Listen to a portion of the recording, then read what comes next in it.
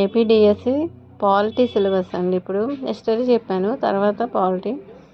ఫస్ట్ది వృత్తులు మరియు సేవలు, ఇది 4th క్లాస్. ప్రజా సౌకర్యాలు 8th క్లాస్. ప్రయాణ సాధనాలు సైకిళ్ళు, ప్రయాణేతర వాహనాలు 3rd క్లాస్.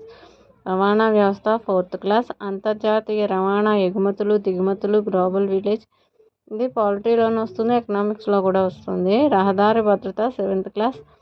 ప్రభుత్వం 6th క్లాస్. పార్లమెంట్ మనకు ఎందుకు అవసరం, ఇది 9th, 8th, 5th 3 క్లాసెస్లో ఉంటాయి. నెక్స్ట్ రాష్ట్ర ప్రభుత్వం 7th, 5th. స్థానిక స్వపరిపాలన 5th, 6th. న్యాయ వ్యవస్థ 8th క్లాస్. మన నేర న్యాయ వ్యవస్థను అర్థం చేసుకుందాం 8th క్లాస్. చట్టము, సామాజిక న్యాయము. నెక్స్ట్ భారత రాజ్యాంగం, ప్రధాన లక్షణాలు, ప్రాథమిక హక్కులు, ప్రాథమిక విధులు, ఇది 7th, 8th, 9th, 10th చాలా ఇంపార్టెంట్ చాప్టర్.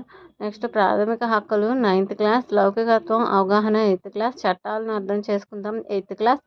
సమానత్వం వైపు 6th క్లాస్. ప్రపంచ పరివర్తనలో మహిళలు 7th క్లాస్. నెక్స్ట్ వివక్షతను అర్థం చేసుకుందాం 8th క్లాస్. వివక్షతను ఎదుర్కోవడం ఎలాగో అది 8th క్లాస్. ఇక్కడ మహిళలు, కులాలు, సంస్కరణలు, ఇది హిస్టరీలోకి వస్తుంది, చూసుకోండి.